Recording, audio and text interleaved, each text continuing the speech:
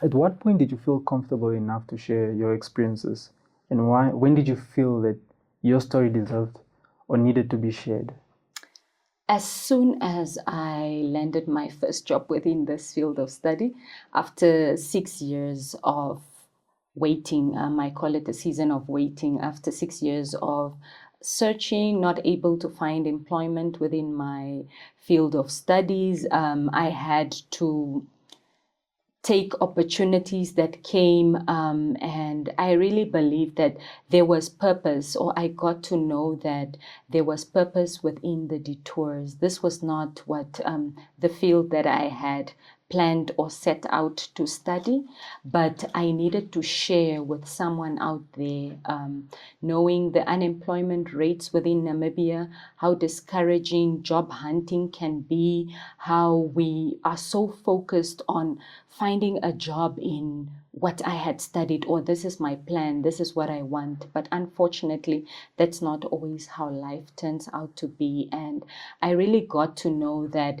there was purpose, there was growth. I was being shaped by every step that I was taking within those 6 years.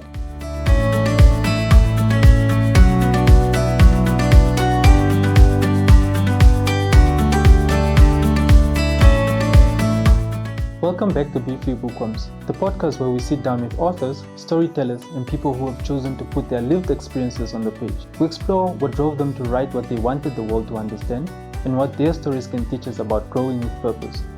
I am your host, Ismael Sefanya. This is a space for everyone who believes that stories have the power to change how we see ourselves and the world around us.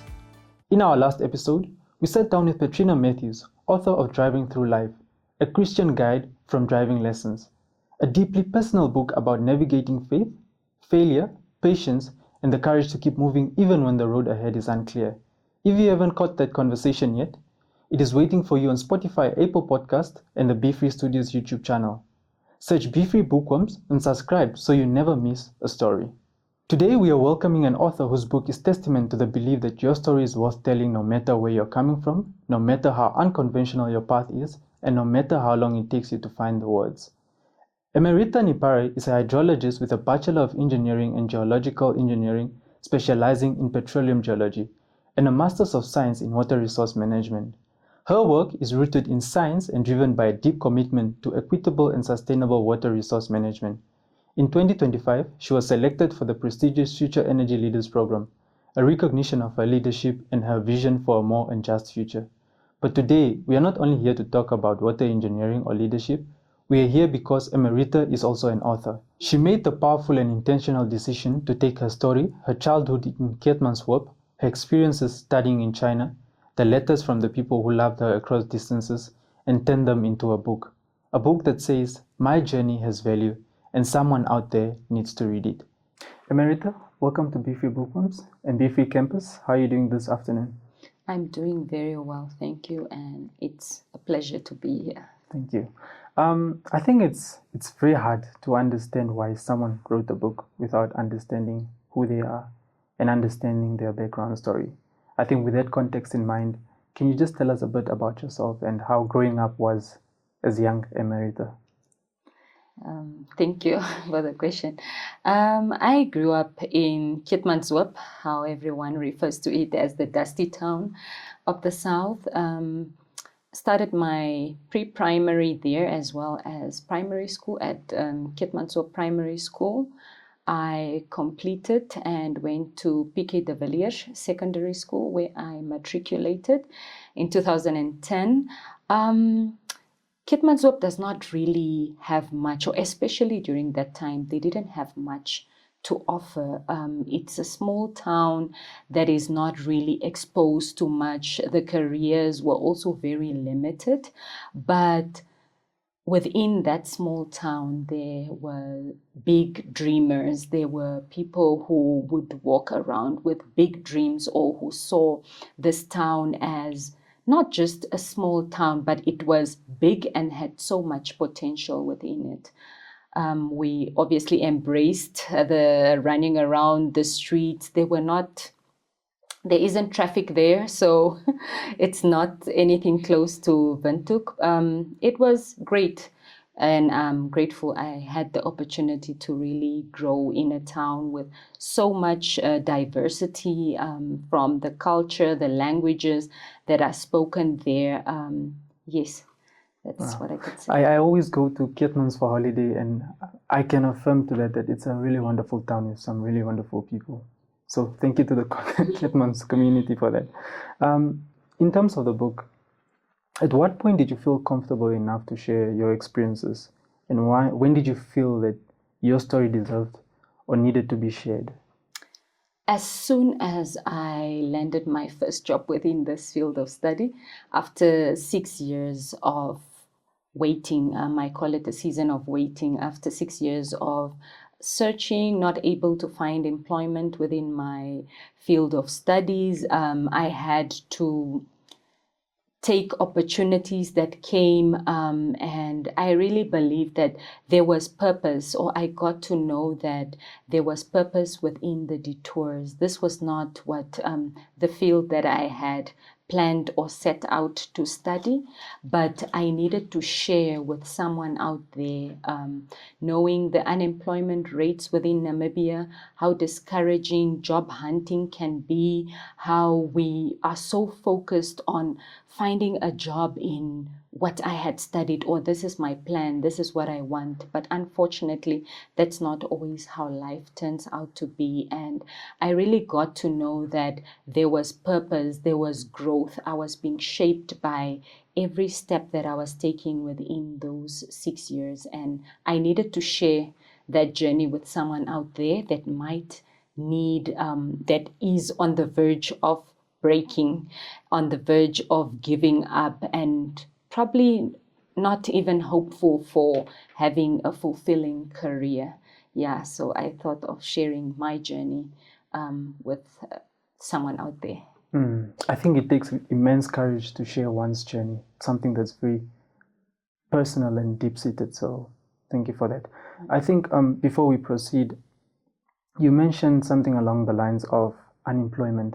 And I think that's something that's very personal to many of our Namibians out there. I mean, it's probably someone you know, someone who's a friend, someone you're related to. So that's really a personal thing. And yeah, was becoming an author something that you always wanted to be? And at what point did you want to do it, if I may ask?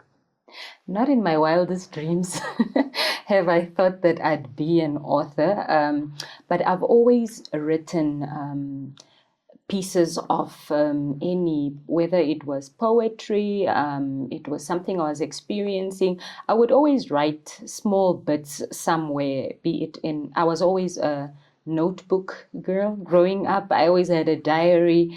I would always document things. And from when I was writing this book, it was not only pieces that I put together that time, but it was also from old notes that I felt I needed to share, different journeys that I've taken on, or different, how would I say, different fields that I've taken on, which were not directly related to my studies, but out of interest. So the writing part is maybe part of the artistic side of me. I love art. I have always loved drawing, or just writing, or music. That's, I would say, my artistic side. But being an author, I haven't actually thought of it before. Yeah, definitely that. I think it's really nice when I see creatives really putting that their creativity to work. It's really something that's tremendous. I think you mentioned about how your journey hasn't been linear in a way. I would like to know how have you managed that transition? Because I noticed in the book you speak about how you wanted to study something different when you went to university, and how now you're in a field that you didn't envision yourself in initially. So how has that transition been, and how have you sort of like managed that whole situation? I'm someone that would not beat myself up when something doesn't work out that I'm pursuing. I see opportunities and I jump as high as I can, or as fast as I can. When I finished my studies and I was unable to secure a job within my field of studies, I started first very small. I had a camera and I knew I wanted to do something for myself. So I took it upon me during, I started with an internship voluntarily. I was volunteering, but I could not really go for a long time or about a year without having even the minimum of transport money that they could offer me. So I would always do photo shoots over weekends at a small fee. I was just starting up. I joined network marketing businesses where I was making a few dollars for myself, able to just afford the minimum that I could, even just taxi money to be submitting my CVs or post courier my application forms. I knew that I was very good, or I still am. I am good in Mandarin, or it was one of the skills I was grateful for. I was able to speak Mandarin. And by that time, there's been a lot of investors in Namibia that are Chinese. So I approached them for opportunities to translate. I would translate at different companies in court. And it was during that time that I noticed that probably it's not just about finding a job or finding a place to work for someone, but maybe I had to work for myself. I registered my company and decided to do Mandarin translations, which really, it was networking to me. I was getting to know more people, I was getting to know companies, and I was happy just being able to afford the minimum for myself and not be able to not just asking my parents for just cosmetics, because now it's been how many years after school, you're still not working. And then it also, after a while with trying out different businesses and trying to just make ends meet, I thought that what if I took up other studies, and I saw an opportunity and I grabbed it. I went with it. I decided to do my master's, and it was after I graduated. It was COVID times. So unfortunately, we had virtual graduations. But after that was when I was able to secure a job. Okay. Wow. The side hustles is one that I think most of us can relate to. Yes. Yeah. Let's talk about the book itself. So you start the book with your time in Keetmanshoop, you move on to your time in China, and then you move on to the time you came back. Was that intentional in terms of how you told your story? Intentional as in maybe planned, or Yeah. No, China was not even on any list of me visiting, or I did not even think I'll leave Namibia after high school, but an opportunity presented itself to study in China. I applied and I was selected to go. China was, of course, it's a different world. It's the development, infrastructure, the schools, way of life, cultural differences, the language to start with. Mandarin is also not an easy language to learn, but when put in an environment where you had no other means of communication, it becomes easier to learn the language. Definitely two different worlds. Worlds apart from operations, having things easier, that side, not easy in a sense that you can do anything, but I mean accessibility, whether it's to transport, whether it's to food, everything was at your fingertips. Shopping, it was at your fingertips. It was made easier compared to what we are used to. How did you adjust to that though? Like coming from Namibia and then going to this place that has 1 point something billion people. The population was obviously a shock. Okay, but we all knew that China is overcrowded or overpopulated. So that I had at the back of my mind already, but I'm able to adapt easily. when I first learned the language, after that, things became way easier than they were at the beginning. Of course, the beginning, from the food, it's a whole different type of, how would I say, different foods that side. Like they are more of a leafy country or state than us, where we are meat lovers. We love our meat, but there a meal is incomplete when there are no vegetables or leafy vegetables in there. But I would say I easily adapt anywhere, and I'm able to really I was able to adapt very fast. And I'm sure that maybe with my upbringing is what made me to be able to adapt wherever I find myself. So writing about personal experiences, I assume, is not something that's very easy. Were there moments while writing that you sort of hesitated to share certain things? I don't think so. I needed to be as authentic as I could be. I needed people to know the real story, what really shaped me. So I was driven and I was determined to share this, because I knew I was not the only one that was facing this battlefield or in this journey that I was going through. I knew that, especially for unemployment in Namibia, it's an every second, third person's cry.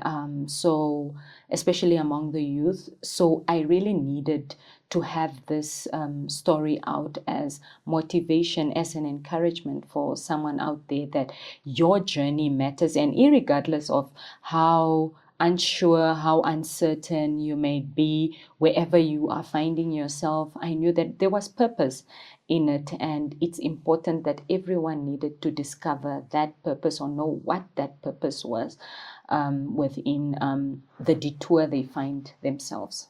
Your journey matters. I think it makes it easier for young people, especially when you can relate to stories. Yes. And you see that you're not the only one that's going through that particular thing. Yes. Yeah. Yeah.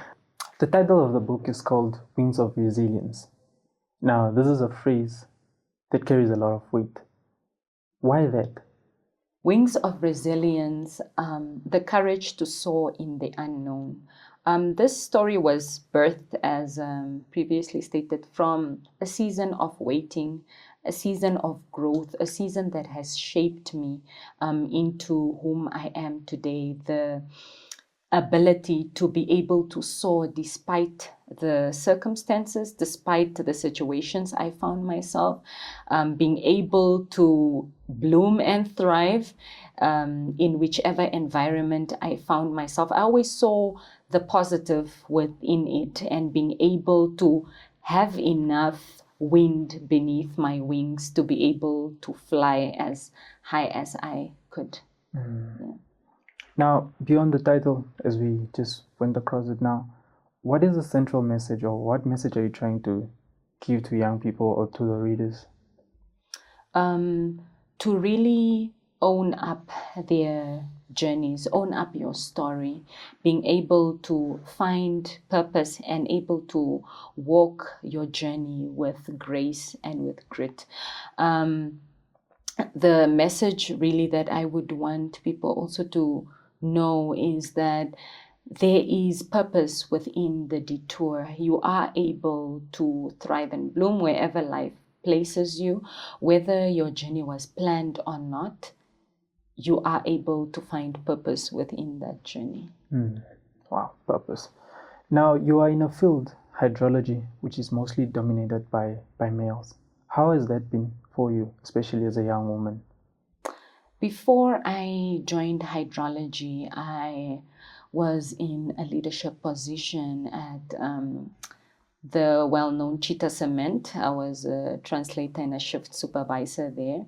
There is where it's more male-dominated.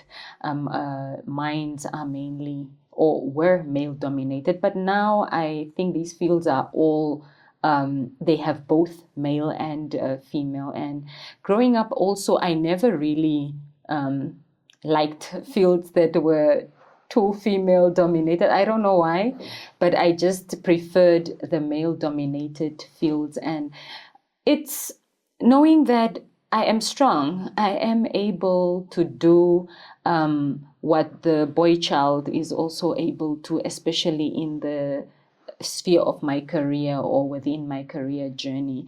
I'm able to learn what the male child can learn, and I'm able to also grow within that field, whether it's just for the male or mainly male dominated, being able to adapt and navigate what you need to really just grow. It's been about growth to me. For anyone who's going to read your book, who has gone maybe through a similar situation in their life where they've been unemployed, they've had to take a path that they didn't initially envision, what advice would you give and what do you hope they would get from your book? What I'd hope for them to get from the book is that their journey is unique.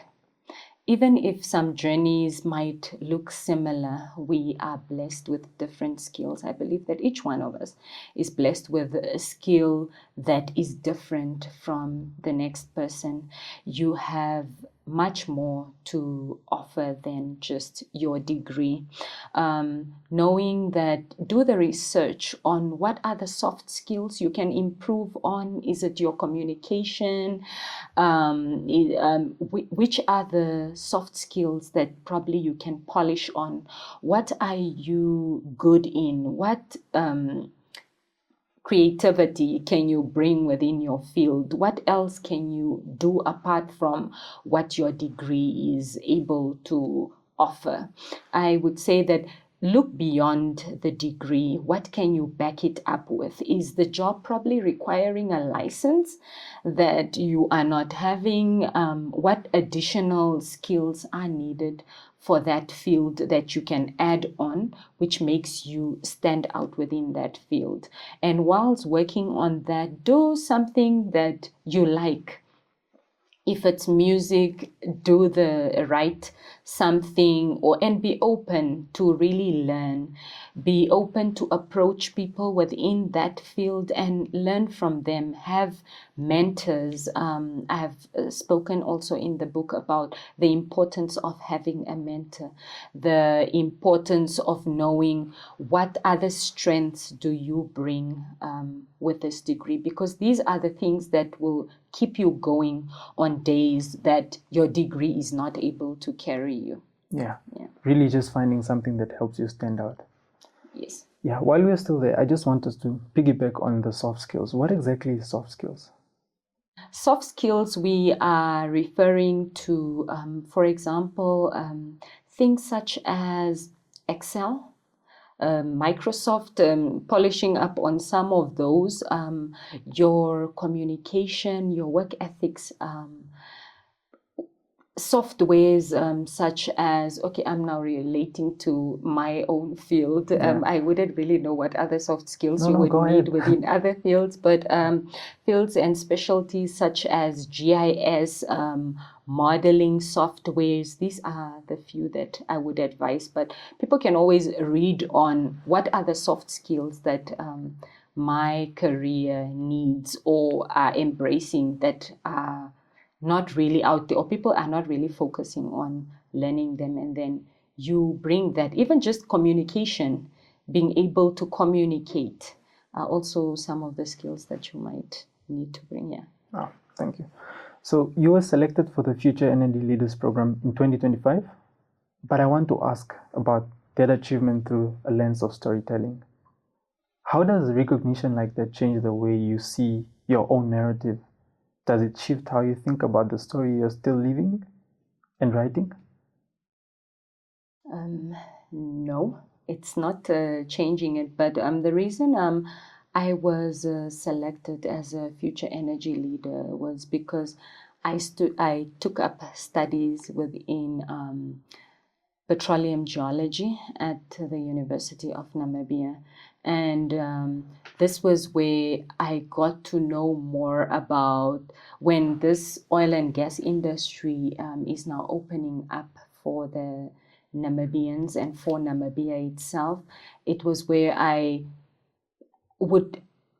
got to know what are the skills as a leader that I'm able to bring. Am I able to be a leader? Am I able to lead within this field? Am I able to lead on projects? What is it that I'm able to pass on or to teach the younger versions or the youth of the country? So one thing you've done in the book that I think is really unique and stands out is that you've divided it into 2 sections. So the one section is section A, which is mostly just chapters. And then the next section is where you've sort of have these letters from friends and you've responded to them. Can you just walk us through why you've done that? Was that intentional on your end? The first part of the book is where I'm sharing a personal experience, and the second part is where I ask different contributors for insights on their career journeys, what message they have for someone at crossroads, finding fulfillment within a field you find yourself, for anyone that is going to read the book. Okay. So for anyone that would want to read a book, what advice would you give them in terms of the whole process? And maybe can you just also walk us through that process of from the beginning to the end? The very first thing is to complete your manuscript, that is your write-up for the book that you are planning to publish. Finding editors or having an editor. Get an editor, or for some they choose to just have a publisher. I self-published, meaning I had to do all the other sections myself. But when you have a publisher, they do everything for you, including the ISBN number, which they can get for you from different countries. I self-published because of the cost that was associated with that. I had to find the editors, I had to find the proofreaders myself, and I printed with John Minot. I had to select a printing house which I knew would guarantee me quality of my printing. The editors, I use Claudia Sigamoni. It's a professor in South Africa. And my proofreaders, I used Dr. Kudumo, Marius Kudumo, as well as Ms. Christophine Kwedi. She's a teacher, and Dr. Kudumo is a lecturer at the University of Namibia. These are not professional editors or proofreaders, but for my editor, she's professional. And then the fact that I wanted someone else to just have an eye on what was produced. But if you are working with a publishing house, they do all these things for you. It comes, of course, at a cost, depending on how much you have for this, as well as the printing. We have many other printing houses here in Windhoek or around the country, or you can even print in Zimbabwe, South Africa. Some opt to do that because it's cheaper there. But the people are out there, they are able to offer help. In Namibia, I know of Blossom Publishing. This is by Mr. Samuel Mainoti. He offers also these services, and they do everything for you. But for me, self-publishing, getting the ISBN, I got it from the National Library, which you don't pay for it, but in return or in exchange, you have to give them 5 copies of the book. So that was roughly. I didn't know there was so much logistics behind getting a book printed. Yeah. But just to stay on that, you mentioned so many names that helped you within this process. How important was mentorship to you throughout this process of getting your book published? I knew a few local authors, and I reached out to them, as well as some international ones, friends. I reached out to them and asked them of the editors they used, the publishers they used, what advice they had, and people are willing to share this. As long as you approach them and ask them, they are able to really give you the guidance. And but it's not. I wouldn't say. I would say it's something that you need to be intentional about, especially on the savings aspect or on the financial aspect, unless you are being funded. Of course, it's less of a burden. But then if you are the one that is fully funding the whole project or till your printing stage, you need to also stick to your budget and be realistic, because different people offer different services at different rates, and you have to respect people for their work and their services. So if you can afford it, then why not? But if you can't, you can consult with certain people. There are people who are also willing to do some of these services at a lower cost or at almost no fee. So it's good to reach out to those who've done the work or who have published books, and then from each one's experience you can tailor your own. Yeah. Wow. Okay, so we're almost at the end of our episode, if you're still tuned in. But before we wrap up, we've read the book, we've gone through the book, we've tried to analyze it, but personal question now, if you could sort of go back and hand this copy to your younger self, what do you think she would feel reading it? I would embrace my journey and where I am. I would try to track every step of my journey and know that there is purpose, because I only got to know that there was actually purpose within the detour. There was a reason, and that it's still possible for you to thrive from engineering to the sciences and whichever other field you find yourself in, and that I was able to still be myself. I was able to still enjoy life and experience each day with so much gratitude, as to feeling that it was, I don't know what I'm doing with my life. Maybe I'm not good enough. Maybe I need to do, but you are doing very well and you are doing just fine with where you are. And it's a beacon of hope. I noticed that the foreword was done by the Right Honorable Prime Minister. Just tell me how you got him to do that, and how do you go about choosing someone to do your foreword? The Right Honorable Prime Minister Elia Ngurare, before becoming the Prime Minister, was the Deputy Executive Director at the Department of Water Affairs within the Ministry of Agriculture, Fisheries and Water and Land Reform. He saw potential within the youth and would always be very fast to give the youth opportunities to grow, and just giving them the platform to showcase their abilities. And it was easier to relate, or he was someone that, knowing his journey, he would be able to relate.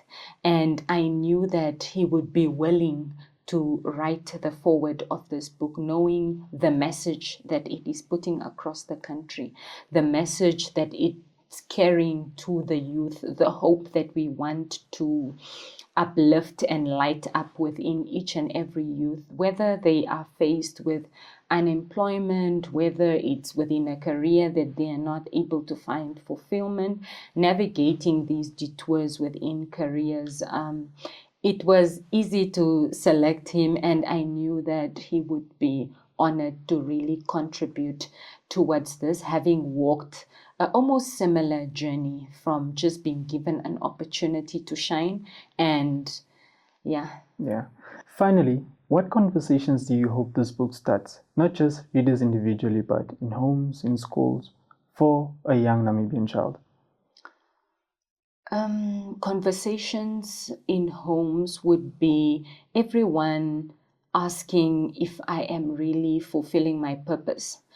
or am I finding fulfillment within this career that I'm in, and that it is okay to change a career from, being within the mining sector into the water field.